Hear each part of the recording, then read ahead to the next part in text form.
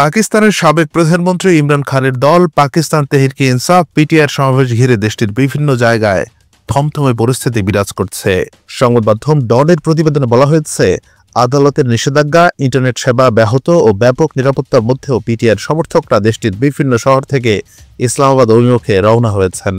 গত 13ই নভেম্বর কারাগারে থেকেই চূড়ান্ত আন্দোলনের ডাক দেন ইমরান খান। এ সময় দাবি আদায় না হওয়া পর্যন্ত আন্দোলন চলবে বলেও জানান তিনি। বিচার বিভাগের স্বাধীনতা ক্ষুণ্ণ সংক্রান্ত সংবিধানের 26তম সংশোধনী প্রত্যাহার এবং বিনা বিচারে গ্রেফতারকৃতদের মুক্তির দাবি জানিয়েছে পিটিআই।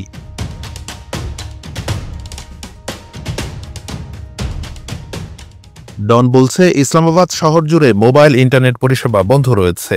অন্যদিকে গুরুত্বপূর্ণ শহরগুলোতে কন্টেইনার দিয়ে ব্যারিকেড দেওয়া হয়েছে। দেশটির বিভিন্ন শহর থেকে সকাল থেকেই পিটিআই নেতাকর্মীরা ইসলামাবাদের উদ্দেশ্যে রওনা দিয়েছেন। তবে রাস্তায় পুলিশি বাধার মুখে পড়েছেন বলে অভিযোগ রয়েছে। এদিকে সংবাদ মাধ্যম জিও নিউজ জানিয়েছে, রোববার বেলারুশের প্রেসিডেন্ট লুকাশেঙ্কোর পাকিস্তান সফরের কথা রয়েছে। এই দিনেই বিক্ষোভ কর্মসূচি পালন করতে যাচ্ছে পিটিআই।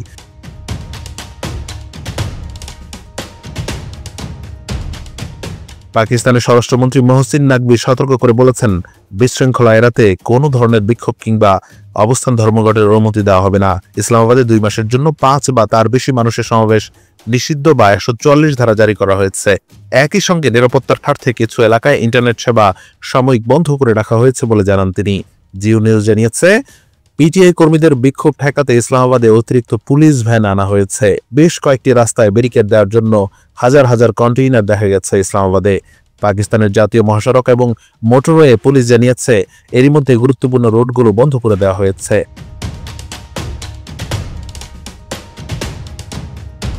এক বছরেরও বেশি সময় ধরে কারাগারে রয়েছেন ইমরান খান। তার বিরুদ্ধে 150টিরও বেশি ফৌজদারি মামলা রয়েছে। পিটিআইয়ের দাবি, মামলাগুলো রাজনৈতিক উদ্দেশ্য প্রণোদিত। Anwar Hossain, BD archive.